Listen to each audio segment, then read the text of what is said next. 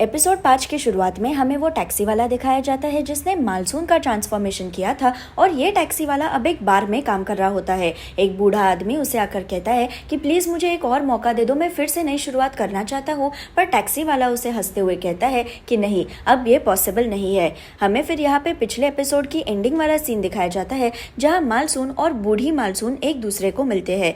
बूढ़ी मालसून को देखकर जीसुक पूछती है कि माँ आप सच में घर आ गई, लेकिन बूढ़ी मालसून कुछ कहने से पहले ही मालसून उसे बाहर खींचकर लेके जाती है और पूछती है कि तुम यहाँ क्या कर रही हो, तुम्हारा प्लान क्या है, क्या तुम मेरी तरह बनकर मेरे घर में जीने की कोशिश कर रही हो? तुम 60 साल पहले मुझे छोड़कर चली गई थी, इसलिए तुम मेरे लिए मर चुकी हो। बूढ़ी मालसून मालसून को देखकर बहुत इमोशनल हो जाती है और वो मालसून को गले लगाती है और कहती है कि क्या ये सच में तुम हो? मुझे तो मेरी आंखों पे विश्वास ही नहीं हो रहा है। मालसून इरिटेट होकर बूढ़ी मालसून को धक्का मार देती है और पूछती है कि तुमने मुझे कैसे पहचान लिया, तुम्हें कैसे पता चला कि मैं फिर से जवान बन गई हूँ?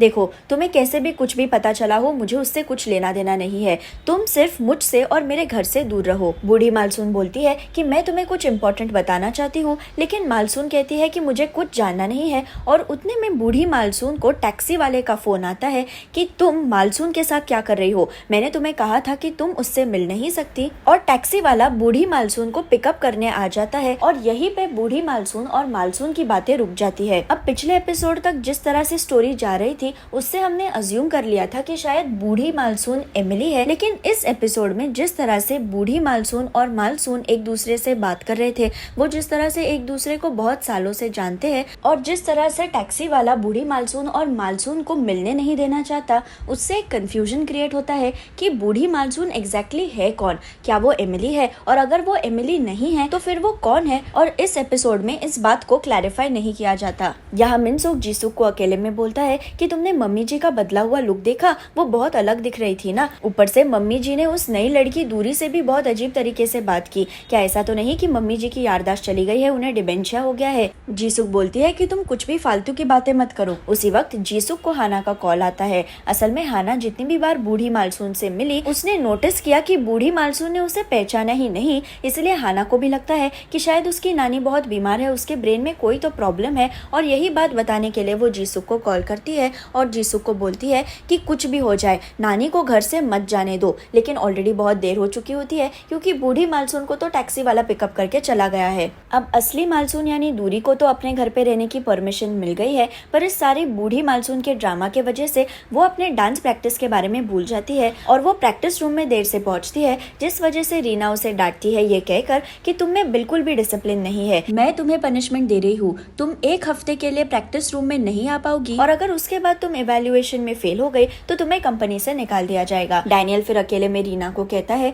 कि तुमने दूरी से बहुत हार्श तरीके से बात की। तो रीना कहती है कि तुम बार बार दूरी को डिफेंड कर रहे हो, तुम उसकी बार बार गलतियां माफ कर रहे हो, अगर तुम फिर से बीच में आ गए तो मैं तुम्हारी कंप्लेंट एशिम से कर दूंगी। दूरी को डिसिप्लिन रखना हमारा काम है क्योंकि डेब्यू के बाद हम पे ही उंगलियां उठेंगी कि हमने उसे सही तरीके से ट्रेन नहीं किया। बाद में सारे ट्रेनीज को एशिम के साथ डिनर करने के लिए रेस्टोरेंट में लाया जाता है और मालसून एज यूजुअल एशिम को देखकर चिढ़ जाती है और वो बहुत रूडली बड़बड़ाने लगती है, जिससे सारे ट्रेनीज और उनेस एंटरटेनमेंट का स्टाफ शॉक हो जाता है। ड्रिंक्स के पहले अचानक मालसून उठती है और एशिम को देखकर कहती है कि मेरे इतने सालों के एक्सपीरियंस से मैंने ये सीखा है कि इंसान को अपने दम पे आगे बढ़ना चाहिए, अपने टैलेंट से आगे बढ़ना चाहिए, किसी और की मेहनत और काम चुराकर असली सफलता कभी नहीं मिलती।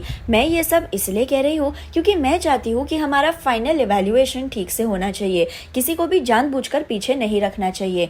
एशिम बोलती है कि हाँ, तुम्हारी बात तो सही है, लेकिन तुम्हारे बात करने का तरीका सही नहीं है। एशिम फिर ड्रिंक करने जाती है, पर फिर से मालसून बीच में आकर कहती है कि क्या मैं आपको ड्रिंक्स सर्व करूं? एशिम हाँ बोल देती है और एशिम को ड्रिंक्स देते हुए मालसून बोलती है कि क्या तुम्हें मजा आता है? ये शब्द सुनकर सब लोग चौंक जाते हैं और मालसून अपना सेंटेंस बदल कर कहती है कि मेरा मतलब था कि आप इतनी सक्सेसफुल सिंगर है तो क्या आपको ऐसी जिंदगी जीने में मजा आता है? एशिम मालसून के बर्ताव से इरिटेट हो गई होती है, वो हंसकर बोलती है कि तुम खुद पहले डेब्यू करो, सक्सेसफुल बनो, फिर तुम्हें समझेगा कि मजा क्या होता है। डिनर का पूरा माहौल मालसून के वजह से खराब हो गया होता है और डैनियल एशिम से मालसून के बर्ताव के लिए माफी मांगता है और मालसून को खींचकर बाहर लेके जाता है और पूछता है कि मैं मानता हूँ कि तुम्हारी याददाश्त चली गई है, लेकिन तुम्हारे मैनर्स कहाँ है? तुम्हारी बातों से सब लोग अनकंफर्टेबल महसूस कर रहे थे, मुझे लगा था कि तुम समझदार हो, लेकिन जिस तरीके से तुमने एशिम से बात की उससे मुझे अब रियलाइज हो रहा है कि तुम्हें बिल्कुल भी सेंस नहीं है और तुम दिल से भी अच्छी नहीं हो। मालसून खुद को डिफेंड करने के लिए झूठ बोलती है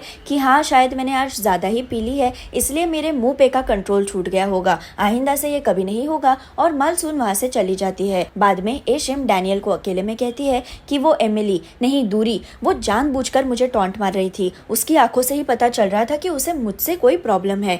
डैनियल एशिम को समझाने की कोशिश करता है कि नहीं नहीं दूरी नशे में थी, लेकिन एशिम कहती है कि नहीं, तुम उस लड़की से दूर रहो और मैं अब जो कहूंगी वही तुम्हें करना होगा। यहाँ रेस्टोरेंट से जाने पर मालसून प्रैक्टिस रूम में आती है, जहाँ उसे दीवार पे ट्रेनीज और एशिम की ग्रुप फोटो दिखती है और मालसून को 50 साल पहले की बातें याद आती है। हमने कुछ एपिसोड्स पहले देखा था कि चुन्हो की डायरी जिसमें उसने मालसून के लिए गाना लिखा था, वो डायरी एशिम जबरदस्ती लेके गई ये कह के कि वो ये गाना पियानो पे बजाएगी और मालसून को रिकॉर्डिंग देगी, लेकिन एशिम कभी वापस ही नहीं आई। मालसून हर दिन उसकी बार में राह देखती रही और अचानक एक दिन मालसून ने टीवी पे देखा कि Ashim the man in the yellow shirt गाना गा रही है और सब लोग उसकी वाह वाह कर रहे हैं। उस मोमेंट में मालसून को समझ आ गया कि एशिम ने उसे धोखा दिया है, एशिम ने उसे बेवकूफ बनाया है। एनीवेज हम अब के टाइम में आते हैं जहाँ डैनियल घर जाता है और वो नोटिस करता है कि उसकी एक फोटो फ्रेम में से फोटो ही गायब है और वो घबरा जाता है कि ये कैसे हो गया। वो जल्दी से अपने घर में लगाए हुए सीसीटीवी कैमरा को चेक करता है, पर इन सीसीटीवी कैमरास का पूरा फुटेज किसी ने डिलीट कर दिया होता है। उसी वक्त डैनियल को उसकी स्टॉकर का मैसेज आता है कि तुम्हारी फैन कोरिया वापस आ गई है, क्या तुम खुश हो? डैनियल बहुत ज्यादा स्ट्रेस्ड आउट होता है क्योंकि इसका मतलब है कि उसकी स्टॉकर अब उसके घर के अंदर तक पहुंच गई है। यहाँ मालसून के रेस्टोरेंट में एरिया के कुछ बूढ़े लोग खाना खाने जाते हैं और वो डिस्कस करते हैं कि कैसे मालसून को घर से निकाल दिया गया है और कैसे कुछ टाइम पहले मालसून घर तो आई थी लेकिन उसका पूरा लुक बदला हुआ है। इसी रेस्टोरेंट में बूढ़ी मालसून भी बैठी होती है और वो इन सारे लोगों की बातें छुपके से सुन रही होती है। बाद में बूढ़ी मालसून इस ग्रुप में से एक औरत के पास जाती है और पहले के एपिसोड से हमें पता है कि ये जो औरत है ये मालसून की फ्रेंड है। बूढ़ी मालसून और औरत बातें करते हैं और बूढ़ी मालसून इस औरत को झूठ बोलती है कि उसे कुछ याद नहीं आ रहा है और औरत इनोसेंटली अपनी और मालसून की फ्रेंडशिप के बारे में सब कुछ बूढ़ी मालसून को बता देती है। बूढ़ी मालसून की लाइफ स्टोरी सुनकर झूठ बोलती है कि हाँ मुझे थोड़ी थोड़ी चीजें याद आ रही है, लेकिन ऑब्वियसली बूढ़ी मालसून को कुछ पता नहीं होता, वो सिर्फ एक्टिंग कर रही होती है। यहाँ डांस इंस्ट्रक्टर हुई सूजन को बताता है कि मैं कुछ टाइम के लिए नहीं हूँ तो तुम बाकी की लड़कियों को बता देना कि कल हमारी प्रैक्टिस 2 बजे होने वाली है, और सूजन मालसून को जाकर गलत इन्फॉर्मेशन देती है कि कल हमारी प्रैक्टिस 3 बजे होने वाली है तो तुम आ जाना। यहाँ हाना को गर्ल ग्रुप में डालने की वजह से बाकी के लड़कियों के सिंगिंग पार्ट्स, रैपिंग पार्ट सब कम हो गए हैं, जिस वजह से लड़कियां हाना को पसंद नहीं करती। लड़कियां हाना को अपनी बातों में शामिल नहीं करती। हाना जब उनसे बात करने जाती है तो वो उसे इग्नोर करते हैं और इस सब के वजह से हाना को बहुत अकेला महसूस होता है। बाद में जीसुक हाना को डिनर करने के लिए लेके जाती है और हाना डाइट के वजह से ठीक से खा भी नहीं पा रही होती है, जिस वजह से जीसुक उसे बोलती है कि ये सब छोड़ दो, तुम यूनिवर्सिटी एग्जाम पे फोकस करो। हाना बोलती है कि नहीं, मैं मेरे हिसाब से सब करूंगी, तुम सिर्फ नानी का ध्यान रखो। जीसुक इरिटेट होकर कहती है कि तुम बड़ों के बीच में मत आओ और हाना बोलती है कि मैं भी अब बड़ी हो गई हूँ, पर जीसुक गुस्से में वहाँ से चली जाती है। यहाँ मालसून गाप्योंग के साथ हैंग आउट कर रही होती है। वो दोनों डिनर करते हैं, बातें करते हैं और मालसून बोलती है कि क्या पता, मैं सोच रही थी कि कुत्सुन कैसे होगी।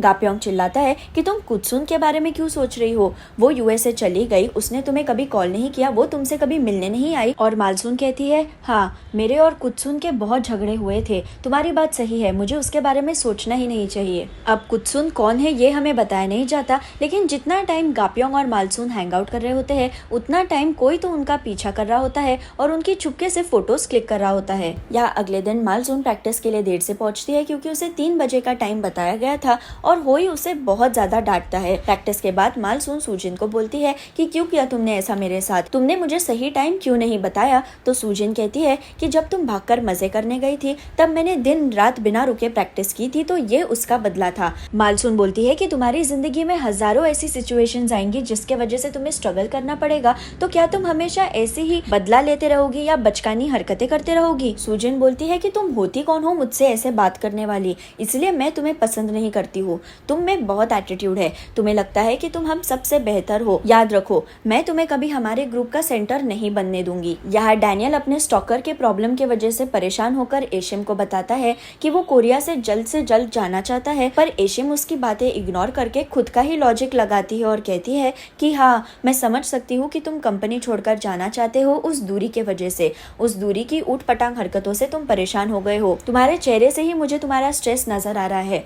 मुझे लगता है कि हमें उस दूरी को हमारे कंपनी से निकाल देना चाहिए क्योंकि उसका कैरेक्टर भी सही नहीं है। और एशिम डैनियल को मालसून और गाप्योंग की हैंगआउट वाली पिक्चर्स दिखाती है। एशिम बोलती है कि सुजिन जो हमारे कंपनी में ट्रेनी है, उसने दूरी को इस आदमी के साथ देखा और उसे लगा कि ये सीरियस मैटर है, इसलिए उसने ये फोटोज मुझे भेजी। एक आइडल के लिए उसकी इमेज सबसे ज्यादा इम्पोर्टेंट होती है और अगर डेब्यू के बाद दूरी की ये तस्वीरें और उसकी ऊटपटांग हरकतें पब्लिक के सामने आ गई तो हमारी सारी मेहनत खराब हो जाएगी, उन्हें एंटरटेनमेंट बर्बाद हो जाएगा। डैनियल ये फोटोज देखकर बहुत ज्यादा शॉक हो जाता है, पर वो एशिम के सामने शांत होकर कहता है कि मैं इस मैटर को संभाल लूंगा। एशिम उसे समझाने की कोशिश करती है कि दूरी हमारे कंपनी के लिए अच्छी नहीं है, लेकिन डैनियल उसकी बातें सुनने से पहले ही वहाँ से चला जाता है। यहाँ मालसून अकेले प्रैक्टिस रूम में होती है जब उसे गाप्योंग का कॉल आता है और गाप्योंग उसे बताता है कि तुम अपना बैंक अकाउंट इस्तेमाल नहीं कर सकती, इसलिए मैंने तुम्हारे लिए कैश निकाल कर रखी है ताकि तुम्हारा दिन का खर्चा निकले।